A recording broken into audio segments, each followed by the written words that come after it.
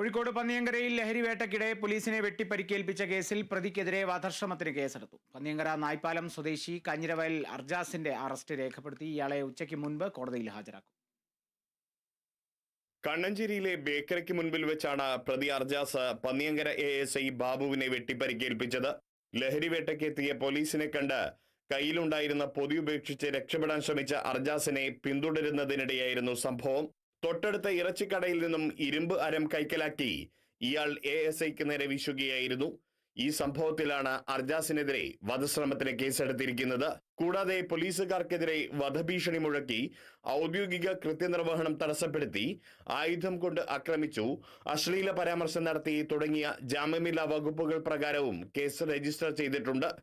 അർജാസിനെ അക്രമത്തിൽ നിന്നും തടയാൻ ശ്രമിക്കുന്നതിനിടെ Panniyankara police inspector S Satheesh Kumar, civil police officer Sarath Lal എന്നിവർക്കും പരിക്കേറ്റിരുന്നു. പ്രതിയുടെ ലഹരി മാഫിയ ബന്ധം വിശദമായി അന്വേഷിക്കാൻ തന്നെയാണ് പോലീസിന്റെ തീരുമാനം. പന്നിയങ്കര പോലീസിന്റെ KD ലിസ്റ്റിൽപ്പെട്ടയാളാണ് പ്രതി അർജാസ്. Kerala vision news, Kozhikode.